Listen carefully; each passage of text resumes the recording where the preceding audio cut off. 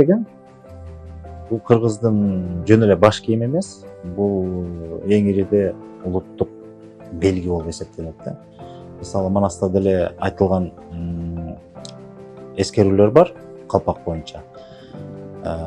Калпактын чокусу өзү бул биздин тоолорду элестетет. Эзели ак мөңгүсү кетпеген бийик чокулуу тоолорду, биздин Теңир тообуздун, Ала тообуздун элесин билдирет. Ал эми калпактын кыры, жана бүгүлгөн кыры, бул ошол Ала тоону же Теңир тоону мекендеген кыргыз эли да. Анан ошол калпактын символу өзү бул эл менен жердин ажырагыс бүтүндүгүн элестетет. Анан ошон үчүн Кыргызда ак калпактын башыңан түшпөсүн деген тилектин эң баягы түпкүрүндөгү мааниси бул ар бир кыргыз баласы өзүнүн элинен, анан жеринен ажырабасын, дайыма чогуу бир болсун деген мааниде да.